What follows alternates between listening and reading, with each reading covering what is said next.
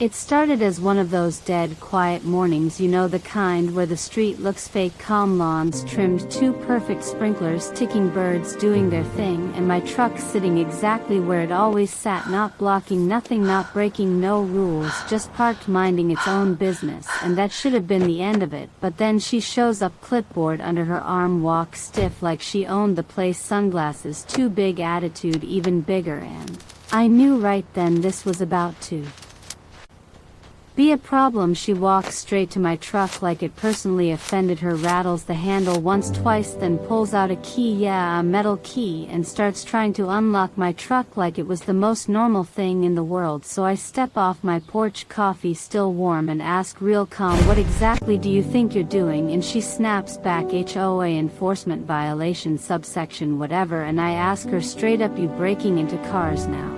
And she says it's not breaking in if the HOA authorizes it, and that right there told me everything I needed to know about her mindset. So I tell her step away from my vehicle, and she smiles that smug smile like she's untouchable and says she'll call 911 if I interfere. So I tell her go ahead, and that throws her off because she's used to people folding. She dials loud, dramatic, hostile male refusing compliance. I feel unsafe, all that nonsense, and I just wait because I already know how this plays out.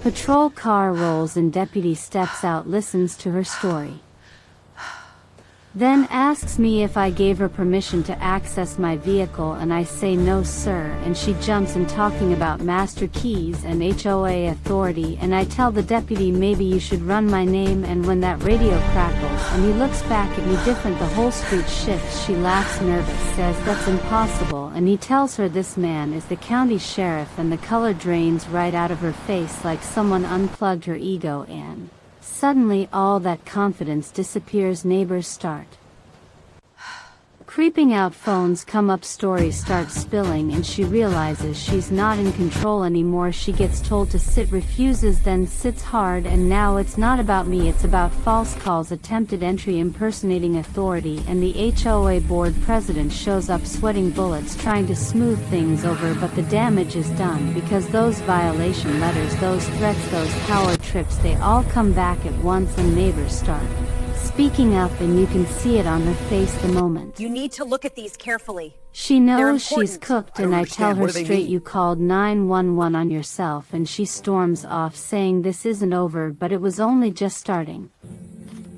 Because that night my phone doesn't stop ringing, residents, lawyers, county offices, and the HOA scrambles, calls an emergency meeting without her, and when I walk in you can feel the fear because paperwork doesn't mean nothing when the law shows up, and I lay it all out slow, unauthorized access, harassment, selective enforcement, and the board wants to call it miscommunication. I heard a loud noise and tell them it was choices, and I make it clear this isn't about me anymore, it's about a system that let one person act like a cop with no badge, no training, no accountability, and I tell them exactly what's gonna happen: full audit, suspension of enforcement, and she is removed immediately, and they vote unanimous because they know the alternative is worse. But losing power don't sit well with people like her, so the next morning she storms into my office yelling retaliation, corruption, waving HOA bylaws like they outrank state law, threatens lawsuits, leans, and says she knows where I live, and I tell her so do I. I agree, but we also need to balance that with and that shuts her up real fast. Security walks her out screaming, and she runs to social media playing victim, forgetting body cams, public records, 911 logs, don't lie news picks it up, neighbors tell their stories, fines, threats, intimidation, and her image collapses in real time. HOA attorney sends her a cease and desist. She ignores it, shows up at my house yelling in the street, deputies roll and lights flashing, and this time she gets